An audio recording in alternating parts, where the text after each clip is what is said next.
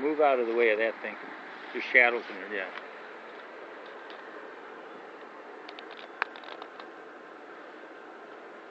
Okay, you got enough of that. You don't have to do that again, okay? You know what I'm saying? You can get us in the picture, but you don't have to keep going up and down, up and down. You already got this good? This and this? You know what? See? Do I look like a producer? Do I look like a film editor? Yeah. You know what? I'm the tree guy. That's why producers and film editors are contacting me. Dude, this is... You're wearing me out. I've heard that before. And it's all true. Let's see what a handful of this does. Whoa! Did you just blow that off in your hand? Yeah. Dude. I'm glad it's at home. I could see running our trucks on this.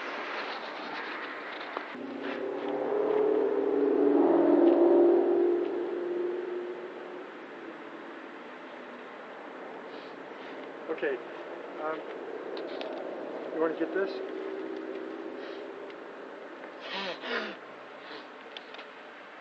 Just in case I have snots coming around my nose while we're doing this. Just say something. Or, give me a... whatever. Okay, introduction to hydrogen. First of all, I gotta tell you, first off, I do not believe in God. I know He exists. And the actual majority of scientists, astrophysicists, and the like all agree that within not even milliseconds, they give it a different name, Planck time, because it's billions upon billions upon billions upon billions of, smaller increments of time. But right after the Big Bang, which they think and they believe was an accident, I believe God clapped His hands. But anyway, the first element that was created, of all the elements we know of and don't know of, was hydrogen. And from hydrogen comes up pretty much all things. I thought you weren't going to do that again. And you break my train of thought. Not hard to do.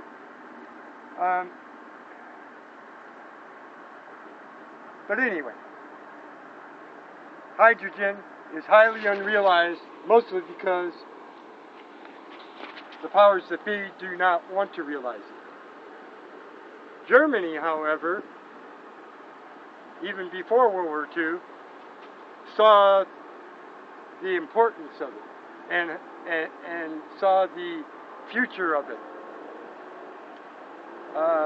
Without going into that story, they overtook an hydroelectro plant in Norway, and they started using electricity to power their factories in different places and to produce hydrogen right there at the hydroelectro plant. And they were using it in their planes, they were using it in almost everything. And they were even in the works of making heavy water, which is broke down from hydrogen a couple more steps into deuterium, which in its heavy element form is used in nuclear weapons. But hydrogen, first break down helium. You have all kinds of helium. You got helium-3, helium-6. Same with lithium. Lithium-3, lithium-6, lithium-4. There's all kinds of different isotopes of those same elements. But hydrogen can get you to places unknown. In other words, we're going to run our trucks on hydrogen gas, which is made from water. That's awesome. With an isotope. With an electrolyte. I'm sorry. In this instance, we're using distilled water because the conductivity of the water has no conductivity, so that relates to our electrolyte being our only conductive source in the water, which produces more hydrogen. Potassium hydrochloride does well also, but it's more dangerous and more corrosive. But for the purpose of being a viable product, we go with the safer electrolyte, sodium bicarbonate. Now, after 10 years, well, the first few years, 2 years, I made hydrogen elements in different embodiments, containers, and upon just learning more and more and more, you have no choice but to learn. So, well, I guess for me, I have no choice, because if it ain't getting better, if it's not getting better, if I haven't worked out all the variables, then I get frustrated, and then I have to do it. So it's a ball rolling, a fast train. Anyhow, after while waiting for patent, I did two years, a little over 2 years of research. So I used that time and investors' money to do more research and development into a viable product. What are you doing? I'm getting you closer to your product. Get right up to it. You don't have to have it in there all the time. I'm going to be able to cut this, yeah. Because it looks too small far away and you're close up. So get up next to it. Get on the side of the truck. Yeah, lean on the truck. This is all going to be cut, Phil. This is good for the archives, buddy. Okay, I need a little nap. I don't know how much more space I have. I deleted a bunch of stuff. We're already up at 8.5 minutes. No, I told you. No, bring it on home, then we're going to do a condensed version. No, this is the version you get. Okay. But every time you buy it, I don't have the brain I used to. Anyway, in order to make a viable product for sale, there were several issues. There's people all over the world making hydrogen units, but they're using hundreds of plates in a big, huge tub, and they're still not producing 2 liters, at least 2 liters of hydrogen gas every minute.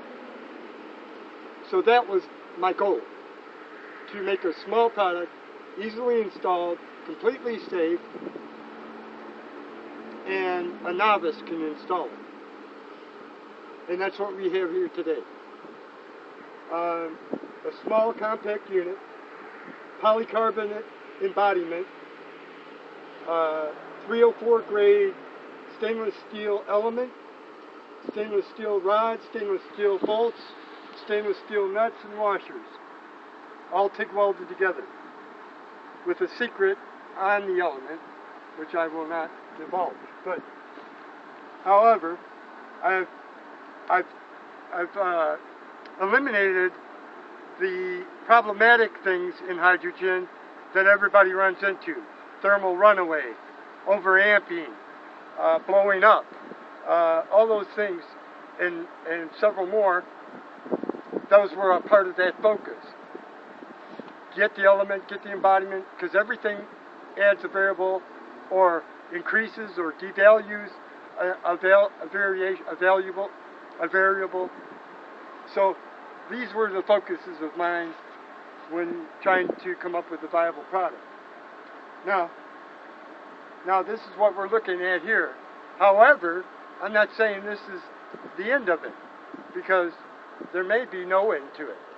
But I'm sure, as far as a viable product for Americans and people in general to use in their vehicles to increase their gas mileage and decrease the money they're spending at the gas stations, is the main goal. So, well, at least we get to run our living tree trucks on it for a while. No, I'm saying it will do that, but I'm saying as far as making a small viable unit that even produces more, yeah. I've already created, I haven't made a prototype yet, but I'm going to take this very same unit, add a passive pump for cooling, thus being able to increase the electrolyte and produce 4 liters of hydrogen gas every 60 seconds.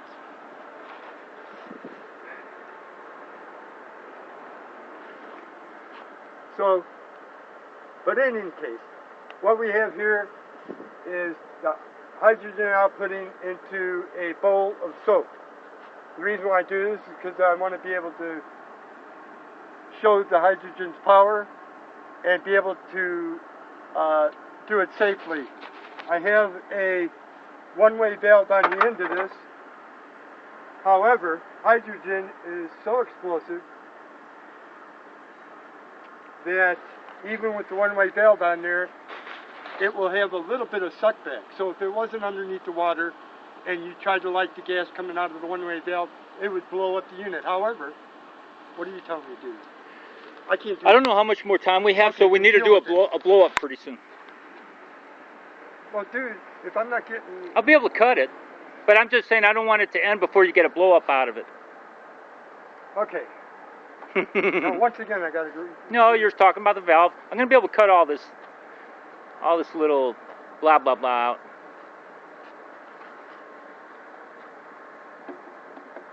You have the tube going on. The water was to show the power of it. I'm sorry, Phil. So, the purpose for safety and being able to show you the power of hydrogen. Right now we're running in the idle on this vehicle, and you can see how much hydrogen is producing. When you accelerate and your positive cable is on the battery or the alternator, the feed wire from the alternator, you'll be seeing while you're running down the road 14.5, 15 volts, so you're going to be producing more. So, but in any case, we're running in idle, so you're going to hit the least amount of hydrogen you're going to have is at an idle. But, okay, here I'm taking some suds out of the water. Just a couple bubbles.